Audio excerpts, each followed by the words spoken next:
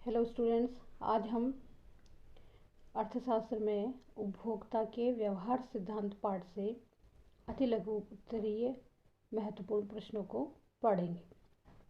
इसमें आपके लिए नवा प्रश्न है, प्रतिस्थापन की सीमांत दर क्या है?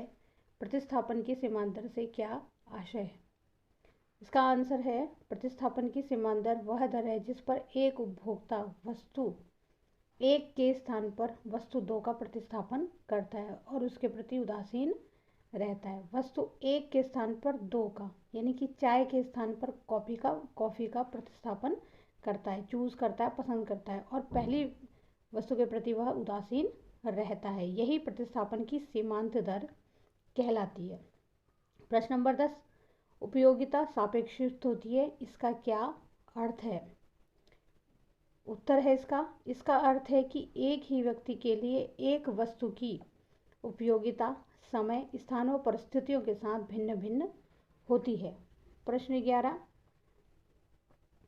प्रतिस्थापन की सीमांत दर क्या मापती है? प्रतिस्थापन की सीमांत दर उपभोक्ता की एक वस्तु को प्राप्त करने के लिए दूसरी वस्तु के त्याग की मात्रा को मापती है।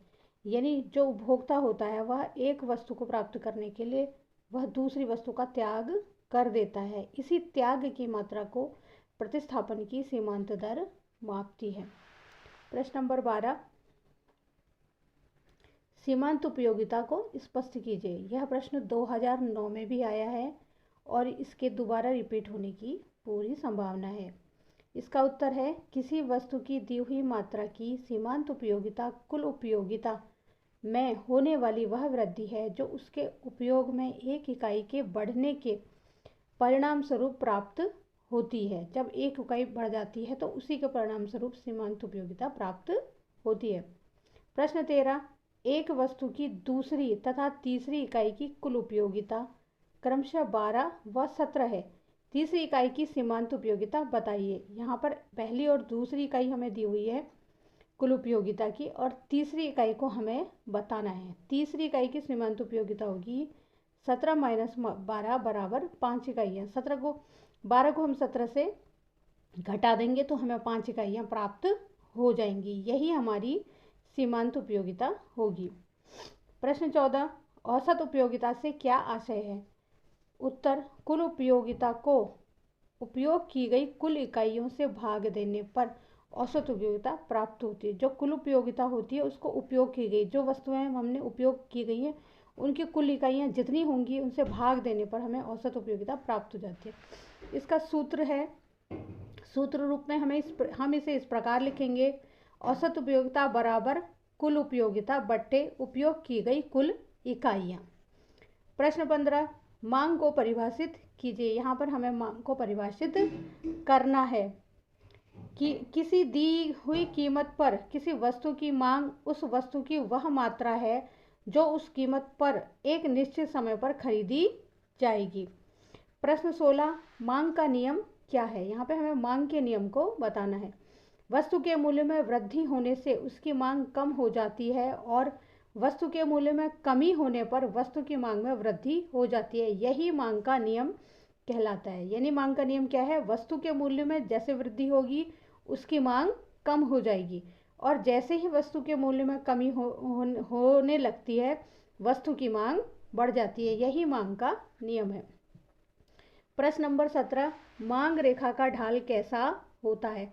मांग रेखा का ढाल हमेशा ऋणात्मक होता है। ऋणात्मक मतलब घटता हुआ।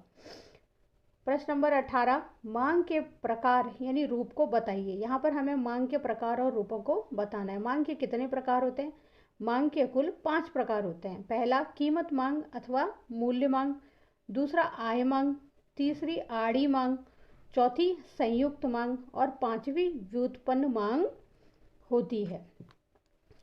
प्रश्न नंबर 19, दो वस्तुओं के दो जोड़े बताइए जो एक दूसरे के स्थानापन्न है।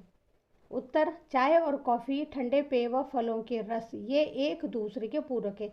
यानी कि चाय की जगह पर आप कॉफ़ी भी ले सकते हैं और ठंडे पेय पदार्थों की जगह पर आप फलों के रस को भी चूज कर सकते हैं। ये एक दूसरे के पूरक होते हैं। प्रश्न 20, दो वस्तुओं के दो जोड़े बताइए जिसमें एक वस्तु दूसरे की पूरक है। पेन और स्याही, पेन के बिना स्याही बेकार है। कार और पेट्रोल, पेट्रोल के बिना कार बेकार है। यानी कि पेन और स्याही, कार और पेट्रोल, ये दोनों ऐसे उदाहरण हैं जो एक वस्तु दूसरे वस्तु की पूरक है। स्याही के बिना पेन नहीं चल सकता, पेन के बिना स्याही अपना कार्य नहीं कर सकती। कार के बिना पेट्रोल नहीं चल का, कार पेट्रोल के बिना नहीं चल सकती, और पेट्रोल नहीं होगा तो कार बेकार हो जाएगी। ये ऐसे उदाहरण हैं जो एक दूसरी वस्तु के पूरक हैं। प्रश्न 21, वस्तु x की मांग में कमी होने पर वस्तु y की मांग में भी कमी हो जाती है। दोनों वस्तुएं किस प्रकार की वस्तुएं? ये दोनों प्रतिस्थापन वस्तुएं, यानी कि वस्तु की x की कीमत में यदि कमी हो जाएगी तो वस्तु y की मांग में भी कमी हो जाती है। ये दोनों वस्तुएं एक दूसरे की प्रतिस्थापन वस्तुएं हैं। प्रश्न 22, मांग में परिवर्तन का अर्थ बताइए। गिरते हुए मूल्य के साथ साथ मांग की मात्रा बढ़ती जाती है तथा बढ़ते हुए मूल्य के साथ मांग की मात्रा घटती जाती है। इसी को मांग में परिवर्तन कहते हैं।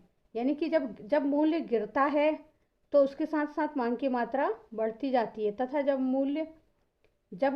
बढ़ते हुए मूल्य के साथ मांग की मात्रा घटती जाती है, इसी को मांग के परिवर्तन कहते हैं। आई होप ये सारे क्वेश्चन आपके लिए लाभदायक होंगे, उपयोगी होंगे। Thank you for watching.